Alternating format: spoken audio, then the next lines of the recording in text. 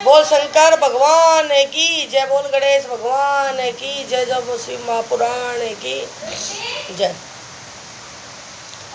पहला अध्याय कृष्ण उपमन्यु संवाद। बोल शंकर भगवान की जय। तुम शिखर कैलाश पर उपमन्यु संवाद वासुदेव ने कर ले पुत्र हेतु सालाद। ऋषि बोले, सुजी आप भाग्यशाली शिव भगत है, आपको नमस्कार हो। अब आप कृपा करके नाना प्रथाओं से संयुक्त उमा नाम की संहिता सुनाए, जिसमें श्री पार्वती जी के साथ श्री भगवान शंकर की अद्भुत लीलाओं का वर्णन है।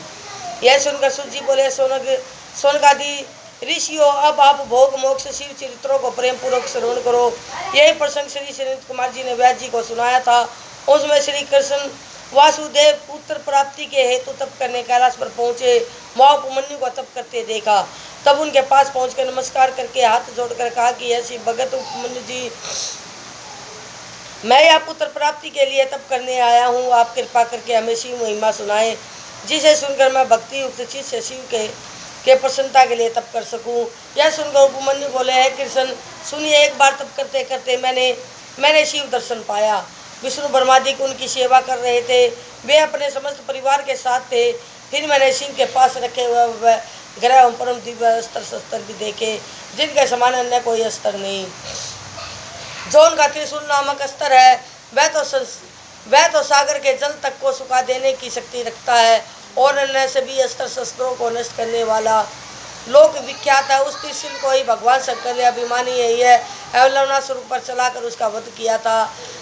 फिर वह उन दैत्यों का वध करके शिव के पास आ गया। फिर मैंने वह फरसा भी देखा, जिनकी 3 शिखाएं भोग के समान थी। सूर्य तथा पास हाथ में लिए यम के समान था।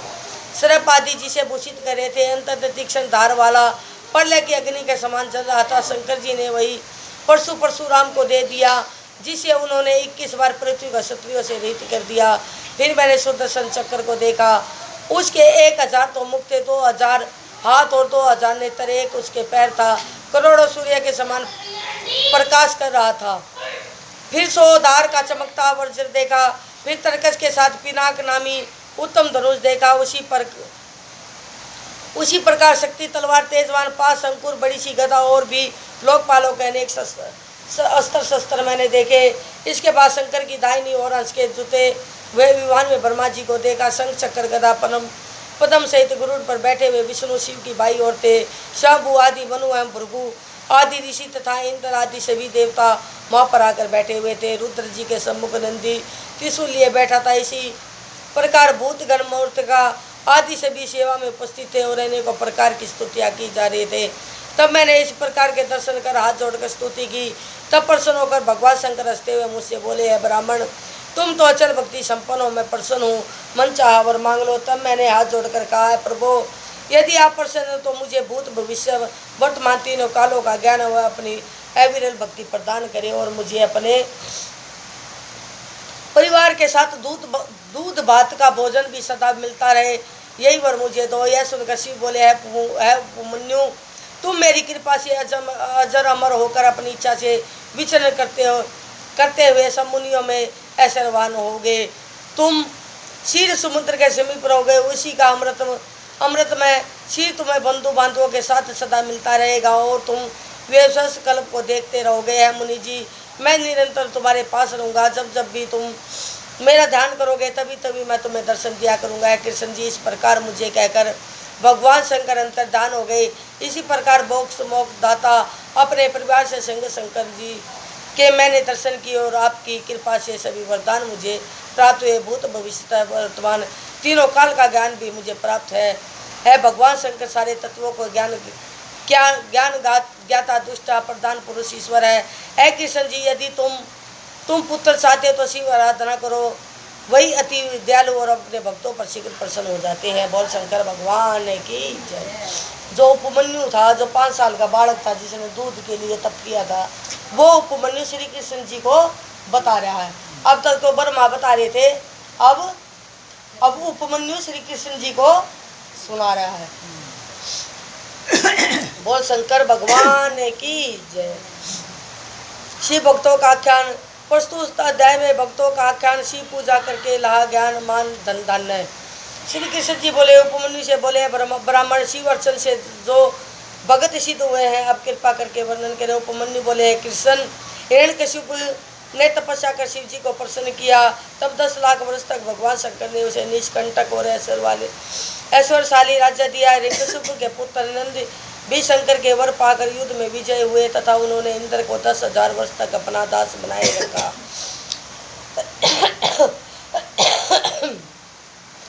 सतमुख नामक दानव ने शिव आराधना करके 1000 पुत्र प्राप्त किए।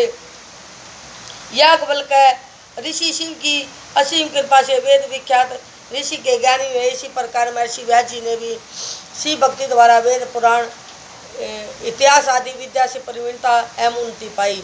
प्राचीन काल में जब शिव जी का क्रोध उत्पन्न हुआ तो पृथ्वी भर का पानी सूख गया। तब देवताओं ने शिव की पूजा की। उससे प्रसन्न होकर शंकर ने अपने कपाल से जल प्रकट किया। त्रिसेन जी शिव भक्त हुए। शिव पूजन द्वारा शत्रुओं से निर्भय हुए। शिव पूजन करते हुए इसी चित्रसेन को देखकर गोपिका बालक श्रीकर भी शिव पूजा परायण हुआ। इसी पूजा द्वारा परम सिद्धि प्राप्त की। सिमंती पति ने शिव के सोमवारी व्रत के प्रभाव से उसके पति चित्रागंध राजा यमुना में डूबकर भी मृत्यु को प्राप्त न हुए। यमुना में डूबकर चित्रागंध नागलोक पहुँचे। वहाँ नागों से मित्रता करके बहुत सा धन घर में ले आए।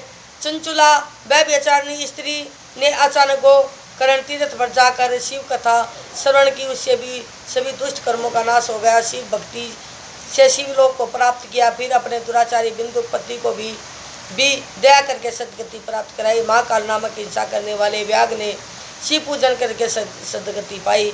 महामुनि दुर्वासा ने शिव कृपा से मोक्षदायक शिव भक्ति का सिद्धांत जगत में विख्यात किया। पिता ब्रह्मा जी ने शिव आराधना से ही ब्रह्मांड के प्रजापति पद को पाकर सृष्टि की रचना की। मार्कंडेय जी ने इन्हीं शिव जी की कृपा से दयालु होकर अद्भुत स्वभाव शक्ति प्राप्त की। इसी प्रकार वरदान से शांडिल्य जगत प्रसिद्ध पूजनीय हुए है कृष्ण। इस प्रकार को भक्त शिव भक्ति द्वारा सिद्ध हो चुके हैं। बोल शंकर भगवान की जय। शिव माता वर्णन। शिव की महिमा है अतुल, सुनो यहाँ चितलाए। राम कृष्ण राम भृगु आदि ने करी तपस्या जाए।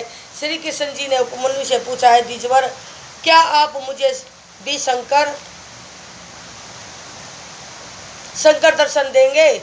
उपमन्यु बोले अवश्य है। आप अंततः शीघ्र शिव दर्शन कर सिद्धि पाओगे। मैं आपकी एक अद्भुत मंत्र कहता हूँ, उसके जप द्वारा नीचे ही आपको शिव दर्शन हो जाएंगे और आपके समान ही पराक्रमी पुत्र भी आपको प्राप्त होगा। सभी मनोरथों को पूर्ण करने वाला, सर्व अपग्रह के देने वाला यही ओम नमो शिवाय पंचाक्षर मंत्र ही सबसे उत्तम है। सनत कुमार जी बोले इस प्रकार शिव की महिमा मंत्र महिमा कहते कहते उपमन्यु जी को 8 दिन तथा 2 घड़ी का समय लग गया। उसके बाद 9वें दिन में जाकर उपमन्यु जी ने श्री कृष्ण जी को दीक्षा दी और अर्धव शीर्षक का शिव महामंत्र पढ़ा दिया। श्री कृष्ण जी ने उपमन्यु से सारी विधि समझ ली। फिर जटाजूट धारण करके स्वस्थतापूर्वक चरण के अंगूठे के सारे 15 महीनों तक कठिन तप किया। तब 16वें महीने लगते ही श्री पार्वती जी के साथ भगवान शंकर प्रकट हो गए। श्री कृष्ण जी ने प्रणाम किया, हाथ जोड़कर उनको अनेक स्तुति की। उसके बाद एक बार श्री पार्वती जी की ओर देखकर प्रसन्न होते हुए शंकर श्री कृष्ण जी से बोले, ऐ श्री कृष्ण जी, मैं जानता हूँ आप मेरे परम भक्त दृढ़ वर्ती हो। इस समय मैं तुमको दुर्लभ वर भी देने को तैयार हूँ। तब बार बार प्रणाम कर श्री कृष्ण जी बोले, है देव महादेव जी, मैं तो 8 वर चाहता हूँ। बोल शंकर भगवान की जय। शिव शंकर जी वर देने आए श्री कृष्ण जी को। श्री कृष्ण जी से बोले आप वर मांगो, मैं तुमको इच्छित वर देने आया हूँ। तो श्री कृष्ण जी ने कही है भगवान शिव शंकर, मैं आपसे 8 वर चाहता हूँ। 8 वर कौन से? सुनो,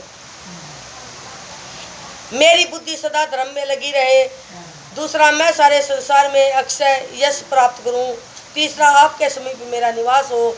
चौथा, मैं आपकी दृढ़ भक्ति प्राप्त करूं। पांचवा, मुझे 10 पुत्र महापराक्रमी प्राप्त हो। छठा, युद्ध में मैं घमंडी शत्रुओं से विजय पाऊं। सातवां, मेरे समस्त शत्रुओं का नाश हो। आठवां, सारे योगी जनों का मैं प्यारा बनूं। बोल शंकर भगवान की जय। यह सुनकर शंकर बोले, श्री कृष्ण जी तथास्तु, तुमको सभी वर दे दिए। तब श्री पार्वती जी ने कहा है, बुद्धिमान श्री कृष्ण जी, मैं तुम पर अति प्रसन्न हूँ, मुझसे वर मांगो। तब श्री कृष्ण जी ने कहा है, देवी जी मैं सदा ब्राह्मणों की सेवा करने वाला हूँ, माता पिता का भगत बने।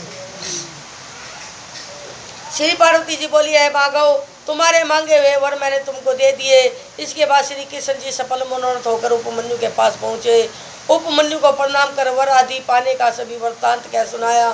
तब उपमन्यु बोले, है माधव भगवान शंकर से बढ़कर अधिक वरदाता कोई भी नहीं है। शंकर जी की लीलाएं भी अनंत है और ऐश्वर्य भी अनंत है। इसी कारण भगवान शंकर का तुम सर्वदा ध्यान करते रहना।